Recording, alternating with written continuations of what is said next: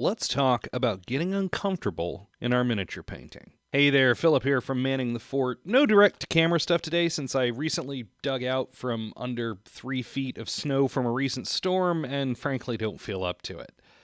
In the time since I've returned to the miniature painting hobby in earnest in 2020, it's safe to say I've settled into a bit of a style. I tend to like my miniatures to be dirty and look a bit damaged, like they're actually in the middle of a battle. That is particularly true for my Warhammer 40k minis. Overall, I'm still really happy with that style, but recently I've felt like I was in a bit of a rut. If you watch almost any of my painting videos, there's definitely a formula. Establish base tones, pick some pop colors, and then kinda go nuts with weathering, especially oil washes. Sticking with that overall formula for about a year now, I found myself getting less motivated. If you find yourself in a similar position, I think the best thing to do is change things up. With the Assault Intercessors that came in issue 3 of Imperium magazine, I decided to do this in a couple of ways. The first decision I made was to keep them Ultramarines, as they have molded on Ultramarine shoulders. I've been in and out of the miniatures hobby since childhood in the late 90s, and in all that time, I've never painted a single Ultramarine. At some point, it just became a point of stubborn pride, I think. In fact, blue in general is a bit of a rarity for me. Second, I wanted to do something bright and vibrant over the majority of the models. I've been an admirer of the work of Juan Sanz, aka El Miniaturista, on Instagram for a long time. Juan has a real knack for bright, vibrant colors that really put a different spin on the 40k aesthetic.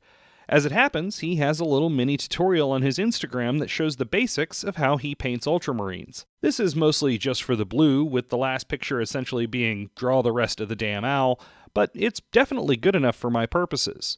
Juan does have a Patreon with more in-depth videos on how he achieves some of those amazing OSL and vibrant effects, and I recommend giving it a look. I'm a patron of his, and I've learned a lot. So let's take a look at how Juan approaches the blue of an Ultramarine. He starts by sketching base volumes with white ink over black through an airbrush. Easy enough, I've done this plenty. As I started trying this out for myself, I realized that what Juan is doing is not simply a zenithal prime. He's very intentional about placing highlights and leaving a big jump in value. Value is how light or dark a color is, and Juan advises making sure we leave some pure black on our Marine. I do this as well as I can, but I don't have anything like his level of control over the airbrush at this point. Still, it's great practice, and I can already see things that I'll use going forward. After the white ink, the tutorial says to apply a gloss varnish. This is going to protect that fragile acrylic ink layer from reactivating, as well as helping us in the next step. The next step takes a technique familiar to me, but does it in a very different order to how I normally would. Juan does his black lining with an oil wash while we're still dealing with a monochromatic miniature. Even when I paint in transparency, I typically save this step for later, but knowing that his results speak for themselves, I go along with it. I mix up an ivory black oil wash to a pretty thin consistency and hit those lines and recesses around the armor plates. If you're new to oil washes, I have a video where I talk about how I often use them and how I tend to mix them. There's a link to that video in the description, but since it's by far the most popular video on my channel, odds are decent that you've already seen it. As I apply the oil wash, I start to see why El Miniaturista has chosen to apply it at this step. It pushes that value contrast even further and breaks up those areas of higher value. The gloss varnish we applied in the last step means the surface of our miniature is smooth, which helps prevent the oil from settling into areas that it shouldn't and aids in the capillary action. Now, it was time to actually paint some blue. Juan used 2 primary paints for this, both of which I happen to have, Talisar Blue Contrast and Thalo Blue Green Shade acrylic ink. The Talisar Blue is to go on the highlighted areas, and the Thalo Blue is in the shadows. You can see from his photos, as well as in my efforts a little bit further on, that while both paints are indeed blue, they also provide quite a bit of distinction between lighter and darker areas. At this stage, I could really start to see that vibrancy.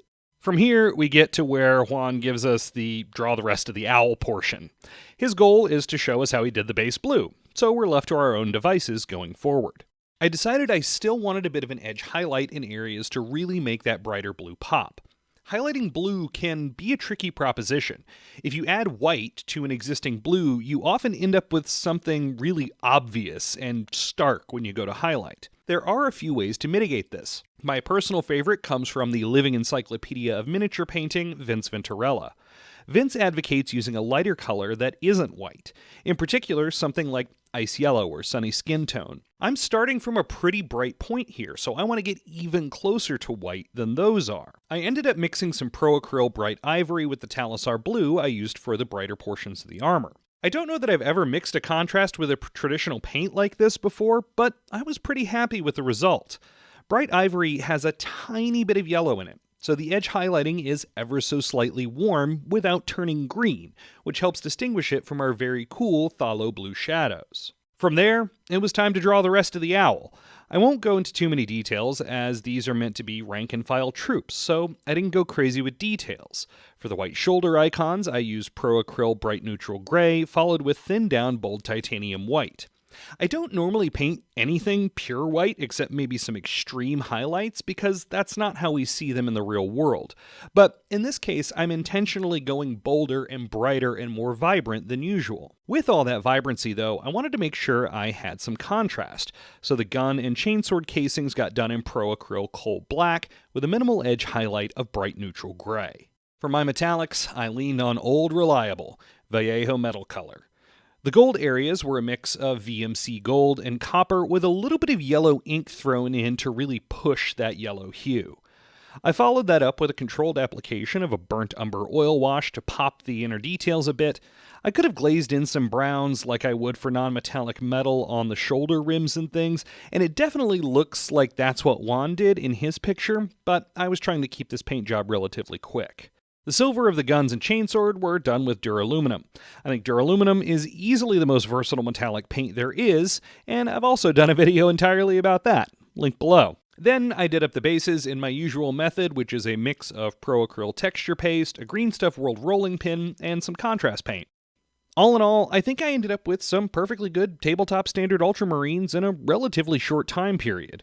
In total, all three of these took probably 2.5 hours, but I was using new techniques at a couple of stages, so with a bit of practice and maybe some more applied batch painting, I could get that per model time down significantly. Like I said, Juan has a great deal more control with his airbrush than I did at the initial stage, but getting that close-up, more intentional practice means I'll probably just do better next time. At the end of the day, that's all I can really hope for after all. Going outside of my comfort zone for this was valuable in a couple of ways. Not only was it a learning experience, but it was a nice palette cleanser from the commission I've been working on.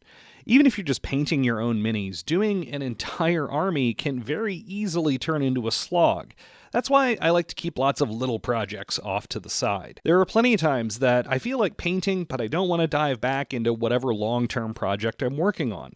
Things like skirmish game teams, or even just a random mini or two from something totally unrelated can do a lot to refresh you. If you enjoyed this video or found something useful in it, I'd appreciate it if you liked it and subscribed to the channel. If you're anything like me, you might enjoy listening to some Warhammer 40k lore while you paint. In that case, I have a playlist of exactly that.